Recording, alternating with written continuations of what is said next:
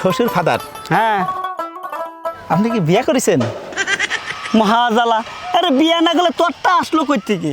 কারে বিয়ে করেছেন? তোর শাউরি রে। তো ঘরে ঘরে আত্মীয় হয়ে গেল না, বাইরে বিয়ে করলে তো একটা নতুন আত্মীয় বাড়তো।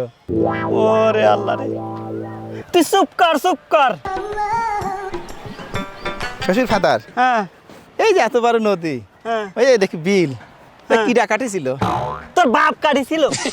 এত মাটি ফেলেছিল কনে? আমি খাইছিলাম রে, আমি খাইছিলাম।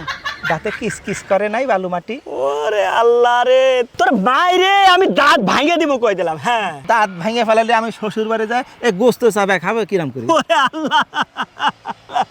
শ্বশুর ফাদার কি হাসতেছেন? না না না, আমি কাশতেছি। আমি ভাবছি হাসতেছেন। এই ভিতরে আমার কাছে আমার মেয়ে বিয়ে দিয়ে আমি ছাই খাইছি ছাই। ছাই খাতে গেলেন কিসের জন্য? আমার কলি তো 2 বস্তা চাল পাঠায় দিতাম। তোর মাইরেই ফেলাবো কয়ে দিলাম।